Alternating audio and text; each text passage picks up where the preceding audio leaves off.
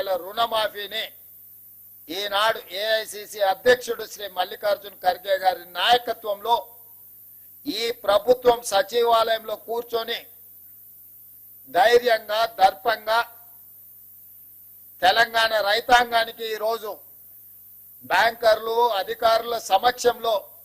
6,098 కోట్ల రూపాయలను మొదటి విడతగా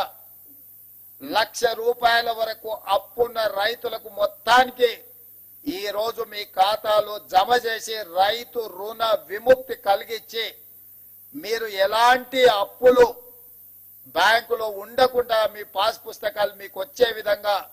ఈ రోజు కార్యక్రమాన్ని చేపట్టడం జరిగింది. సంపూర్ణంగా ఇది పూర్తి కావడానికి సహకరించిన మా అధికారులకు మా సహచర మంత్రివర్గ సభ్యులకు తెలంగాణ రాష్ట్ర రైతాంగం తరఫున నేను కృతజ్ఞతలు తెలియజేస్తున్నా. ప్రజాప్రతినిధిగా ఒక జిల్లా పరిషత్ మెంబర్గా ప్రస్థానం మొదలుపెట్టిన నేను జిల్లా పరిషత్ చూసిన, శాసన మండలి ఎమ్మెల్సీగా పనిచేసిన, శాసన సభ్యుడిగా అసెంబ్లీలో పనిచేసిన,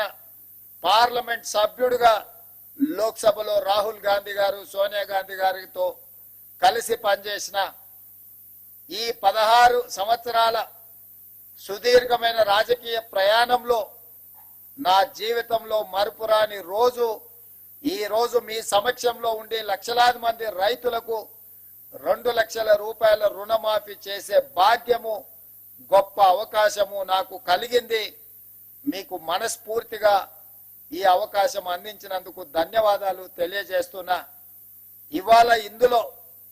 12/12/2018 అంటే చంద్రశేఖరరావు గారు ఏ రోజైతే కట్ ఆఫ్ డేట్ పెట్టి 11/12/2018కి లాస్ట్ రుణమాఫీ చేస్తా అని